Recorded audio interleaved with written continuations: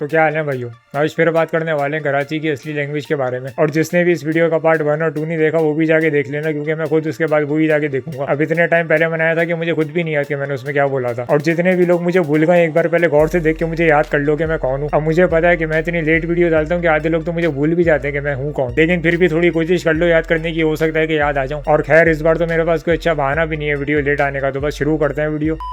अब इधर की लैंग्वेज में लोग टोपी बड़े मजे से करवाते हैं। अगर तुम किसी से कोई काम को पूछो तो नॉर्मल इंसान क्या बोलेगा कि हाँ कर दूंगा, या फिर बोलेगा कि नहीं करूंगा। लेकिन इधर के लोग बहुत ज्यादा एडवांस है। इधर अगर किसी को काम नहीं करना होगा ना तो वो डायरेक्ट मना नहीं करेगा, बल्कि वो बोलेगा कि मैं तुझे शाम तक बताता हूँ। अबे शाम तक क्यों बताते हैं भाई, मैंने तुझसे अभी पूछा तो अभी बताना। नहीं, शाम तक क्यों बताते हैं? सुबह या रात में सिग्नल नहीं आते तेरे, एंटीना डाउन हो जाते तेरा और शाम होते ही खड़ा हो जाता है। और मजे की बात यह है कि शाम तक बताता हूँ का मतलब कभी भी शाम तक बताना नहीं होता। ये बस इधर का सीक्रेट कोड होता है। शाम तक बताता हूँ का मतलब अब बस भूल जाए इस काम को। और अगर तुम शाम को मैसेज करके पूछोगे कि क्या हुआ मेरे काम का, तो बोलेंगे कि अबे यार वो मेरे दिमाग से निकल गया, मैं तुझे कल तक बताता हूँ। अबे दिमाग से निकल गया तो किधर गया, तेरी गांड में घुस गया क्या? और अब बस ये तुम्हें इंस्टॉलमेंट पे टोपियां देंगे। अब इसको कल तक का टाइम चाहिए कोई नई टोपी सोचने के लिए। और जब तुम खुद वो काम कर लोगे और उसको बताओगे कि छोड़ दे भाई अब हो गया काम, तो ये तुम पे ही ब्लेम डाल देंगे कि तू भी अजीब है यार, थोड़ा सा वेट कर लेता, मैं कर लेता तेरा काम, लेकिन तुझे भी बहुत जल्दी होती है। जल्दी का काम शैतान का होता है। अबे लोडू, इसलिए तो सारे शैतान आगे निकल गए और तू उधर बैठ के हिलाता रह गया।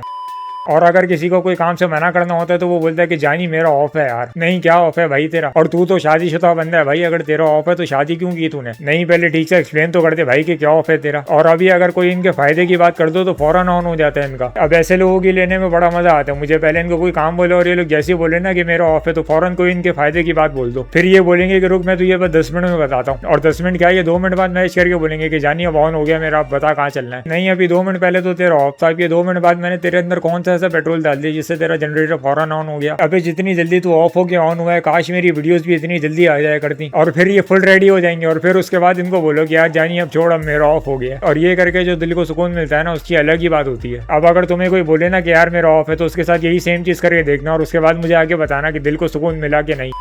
अब अगर तुम किसी से बहुत टाइम बाद मिल रहे हो तो नॉर्मल इंसान क्या करेगा? वो तुम्हारा हालचाल पूछेगा कि कैसा है भाई, कहाँ गायब है इतने टाइम से, क्या कर रहा है आजकल, ये वो। लेकिन इधर जब तुमसे कोई बहुत टाइम बाद मिलता है तो मिलते के साथ ही पहला सवाल वो ये पूछता है कि और भाई कहाँ मरवा रहा है आजकल। नहीं, ये कौन सा तरीका है किसी से मिलने का? नहीं, मुझे पता है कि मैं भी इसी तरह मिलता हूँ, लेकिन फिर भी ये कौन सा तरीका है किसी से मिलने का? अबे इतने टाइम बाद कोई किसी से मिल रहा है, पहले बंदा हालचाल ही पूछ लेता है कि भाई तू जिंदा भी है या मर गया। लेकिन नहीं, पहला सवाल यही पूछते हैं कि भाई कहाँ मरवा रहा है। और मजे की बात यह है कि सामने वाला भी माइंड नहीं करता, वो बोलता है कि बस यार जिंदगी नहीं मार के रखी है, और बस अपनी लाइफ के मसले सुनाना शुरू कर देता है। इधर के लोग भरे पड़े हैं भाई मसलों से, इनको बस मौका चाहिए कि अपने मसले किसी और को सुनाने का। तुम रैंडमली गलती से भी किसी से पूछ लो, वो अपने दुख की स्क्रिप्ट रेडी करके रखता है एनी टाइम कि क्या बताऊं यार, सुबह ऑफिस जाता हूँ, शाम में घर आता हूँ, फिर थक जाता हूँ, फिर गांड मराता हूँ, फिर लाइट चली आती है, फिर रोड पे जाके सो जाता हूँ। अबे ऐसे बोरियत वाले मसले सुन के मैं डिप्रेस हो जाता हूँ। सालों कोई ढंग के मसले तो लेकर आओ जो सुन के मजा भी है। ये शादी और जॉब वालों के मसले सुनने में किसी को भी इंटरेस्ट नहीं है। और अगर कोई तमीज से आके मिलता है कि और भाई कैसे हो, क्या हाल है, घर में सब ठीक है, तो फौरन बंदा अपनी जेब चेक करने लग जाता है, क्योंकि वो पक्का यहाँ तो कोई बेचने आया है या तो उधार मांगने आया है।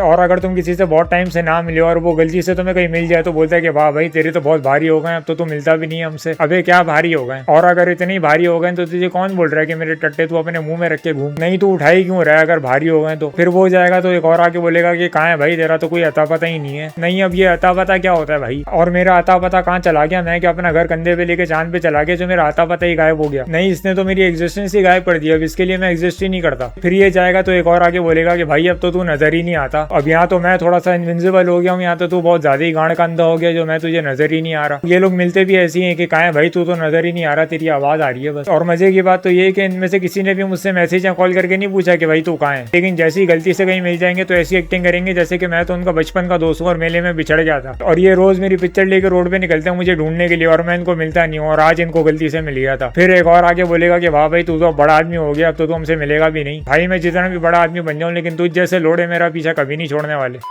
और फिर एक और अजीब वर्ड आता है, सेटिंग। नहीं, वर्ड तो अजीब नहीं है, लेकिन इधर के लोग इस वर्ड को बहुत अजीब तरह से यूज करते हैं। अगर कोई अपनी गर्लफ्रेंड के बारे में बता रहा होगा तो बोलेगा कि ये देखो ये मेरी सेटिंग है। अगर कोई किसी जगह जा रहा होगा तो बोलेगा कि अरे इस जगह पे तो मेरी सेटिंग है, मैं काम करवा दूंगा। अगर किसी को कोई काम करवाना होता है तो बोलते हैं कि अरे उस्ताद हमारी भी कोई सेटिंग करवा दो यार इस काम में। अगर किसी को बोलो कि भाई आज जल्दी उठ जाइए तो बोलेगा कि नहीं यार आज मैं जल्दी नहीं उठ सकता, मेरी नींद की सेटिंग खराब हो जाएगी। नहीं, ये सेटिंग है क्या? सारे मिलके एक ही बार डिसाइड कर लो ना कि सेटिंग वर्ड को कहाँ पे यूज करना है। अब कोई बंदा आके बोलता है कि उधर मेरी सेटिंग है, अब इसका इसका क्या मतलब समझू मैं कि वो क्या बोल रहा है? नहीं उधर क्या है, उधर तेरी बंदी खड़ी है या उधर कोई बंदा खड़ा है जो काम करवा देगा। यहाँ हो सकता है कि उसके अब्बू का नाम सेटिंग हो, वो तुम्हें फिगर आउट करना है कि सेटिंग का क्या मतलब है। वो बस बोल के चला गया। और कराची में हर बंदे के पास हर चीज की सेटिंग होती है, भले तुम उसको कुछ भी बोलो। अगर तुम बोलो कि यार मुझे अपनी गाड़ी का काम करवाना है तो तुमसे बिना पूछे बोलेंगे कि जानी टेंशन नहीं ले, मेरी सेटिंग है, मैं काम करवा दूंगा। और जब भी कोई बोले ना कि टेंशन नहीं ले तो समझ जाओ कि तुम्हारे लौड़े लगने वाले हैं, क्योंकि जो जितने कॉन्फिडेंस से बोलता है ना कि टेंशन नहीं ले, वही सबसे ज्यादा टेंशन देता है। क्योंकि जब उसको बोलो कि चल चलते हैं, तेरी तो सेटिंग है ना, तो चल के काम करवा दे, फिर बोलेगा कि जानी अभी वो बंदा नहीं है यार जिससे मेरी सेटिंग है, अभी का सीन ऑफ है। नहीं, जब सेटिंग ऑफ है तो बिला वजह क्यों अपनी गांड ला रहा था कि मेरी सेटिंग है, मेरी सेटिंग है।